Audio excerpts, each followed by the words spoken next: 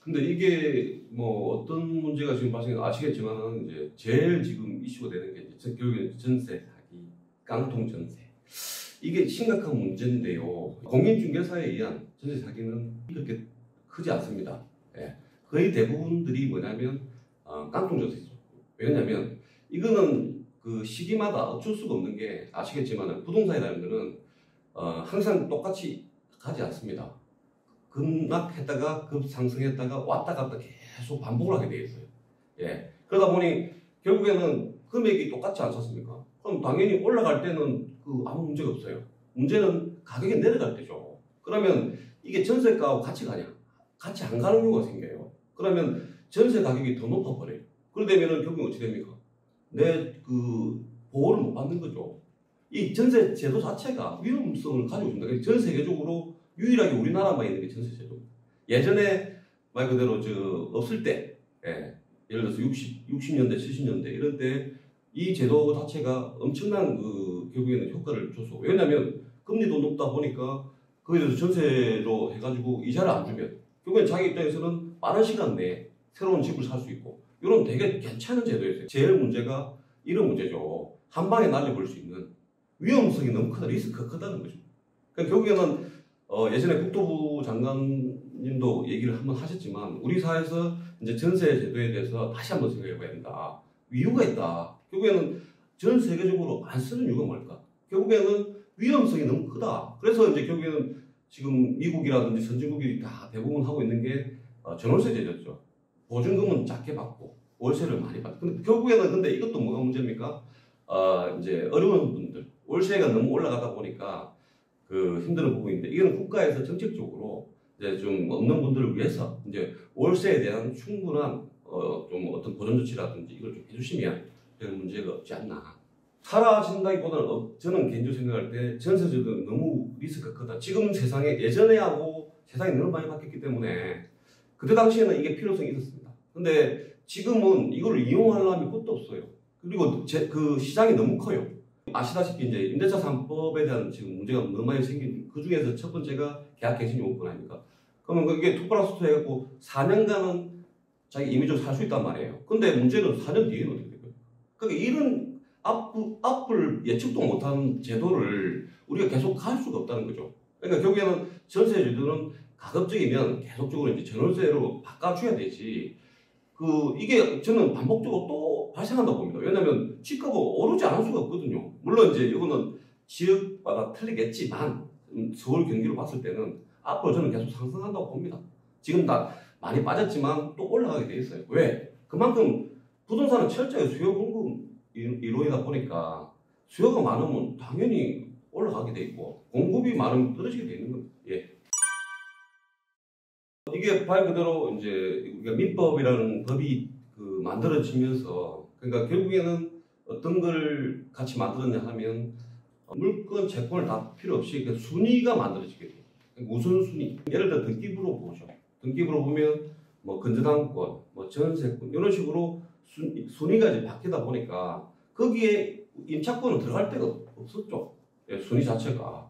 그러다 보면 언제든지 물건에 의해서 이거 깨져버리니까 결국에는 이제 이거를 물건으로 못 만들지만 이거를 채권을 물건화 한다거든요. 그래서 물건처럼 동일하게 보겠다 법적으로 엄청난 이건 힘을 가지게 된 거죠. 그러니까 두 가지를 얻었는데 첫 번째가 뭐냐면 경매 진행되게 되면 우선 변제. 그러니까 뭐 건강권이 있다. 그럼 뒤에 이제 인도 전입신고 확정인증까지 받게 되면 순위 가능하다. 그리고 두 번째 최우선 변제까지 가능하다.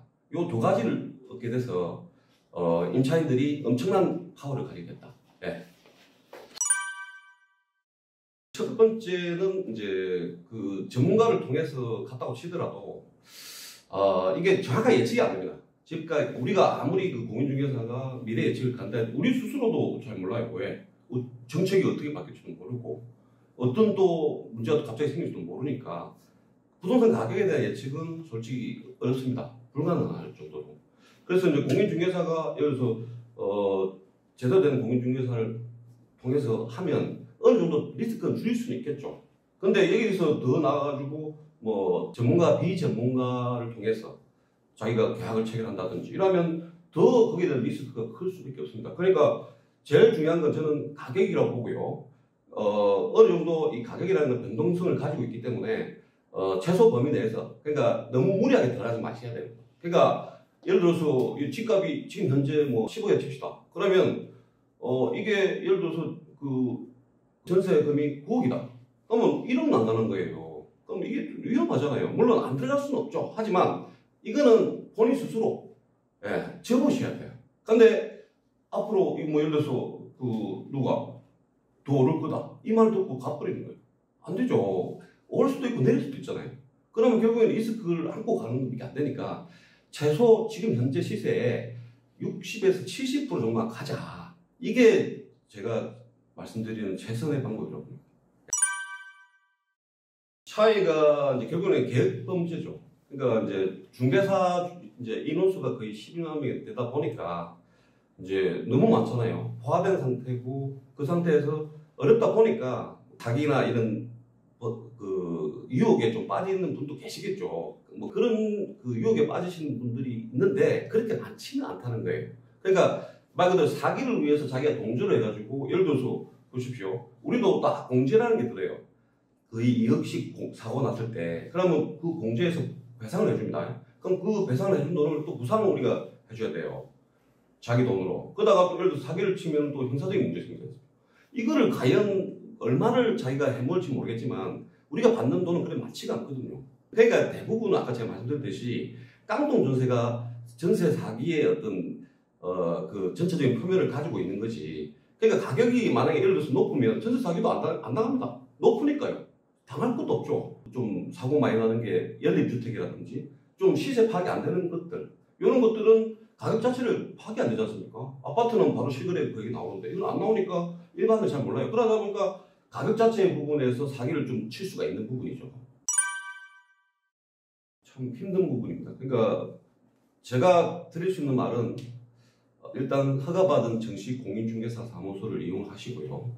그리고 이분의 어떤 경력이라든지 예를 들어서 뭐 짧게 했다고 해서 나쁜 건 아니지만 좀 그 지역에서 오랫동안 정평이 나 있는 분들은 그렇게 큰 문제를 안고 있지가 않습니다. 그리고 두 번째, 그 계약 체결할 때 아까도 말씀드렸듯이 본인 스스로도 무조건 의지를 하지 마시고 100% 이거는 어떻다, 저건 어떻다, 그리고 뭐 시세 파악이나 이 정도는 기본적인 것도 하셔야지. 그래야지 이제 상대방이 얘기하는 부분에 대해서도 인정을 하고 무조건 인정하면 안 되잖아요. 아 이건 안 되는 것 같다. 본인 스스로 판단을 하셔야 됩니다. 그런 본인 스스로 능력돼야 되고 그리고 마지막까지 최종 마무리까지 완료될 수 있게끔 그리고 마지막 이거는 결정적으로 보증보험까지 들 수 있다. 그럼 완벽한 거죠. 그 문건 자체가 아무런 문제. 그리고 특약도 깔끔하게 적어서 보증보험까지 완벽하게 된 상태에서 이게 완료가 된다. 만약에 안 되면 계약 해제 가능하다. 이런 어떤 특약도 넣어줍니다.